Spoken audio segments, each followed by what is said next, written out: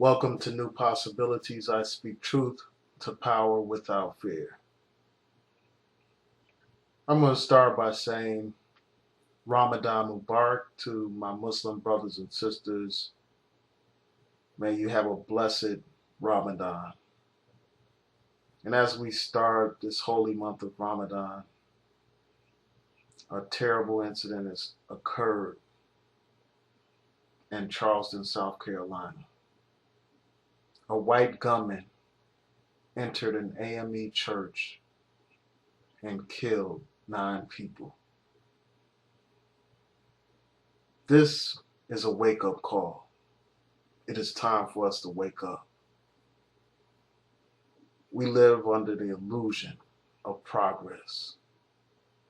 We see all these elected officials. We see an African American president in the White House.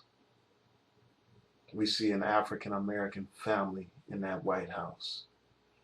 And some of us are under the illusion that we have overcome.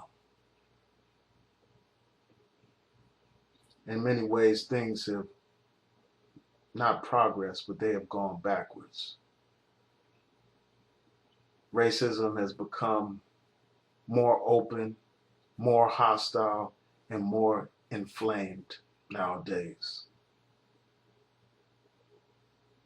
Over 50 years ago, an African American church was bombed and 4 African American girls were killed. And here we are 50 years later, and we're facing the same problem, the same type of terrorism. And that's what this is. It's terrorism, without a doubt. This is white supremacist terrorism against black people. And I wrote about this in my blog, but I just want to talk about it in this video. We can't even really rely on the police to protect us. Often the police perpetrate the same type of violence against us. Every other day we hear about another incident.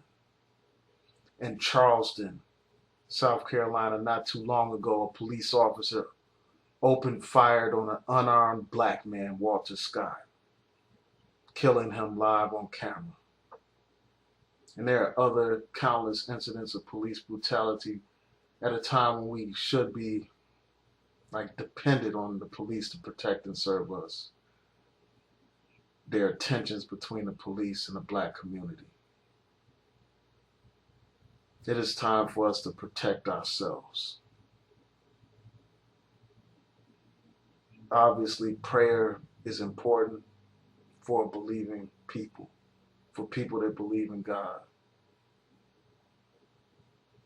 But God helps those who help themselves. And it's time for us to help ourselves. We must defend ourselves. We must defend ourselves, our families, our communities, our institutions.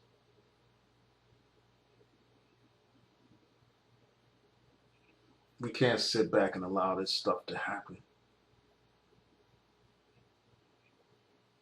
We need to exercise our constitutional and legal right to bear arms and to defend ourselves.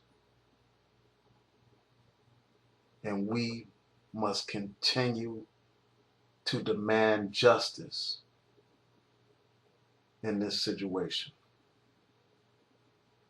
We must push the authorities to do their job and apprehend this cold-blooded killer, this terrorist.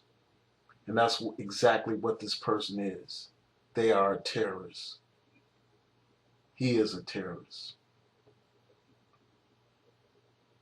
We often think of Middle Eastern people when we think of terrorism. Ever since the black man and woman and child have been brought to this country, we have been victims of racist terrorism. Brought to this country in chains, enslaved, beaten, brutalized, killed. And after slavery, we faced the terrorism of Jim Crow. And unfortunately, the shadow of Jim Crow is still with us today. when we look at incidents like this.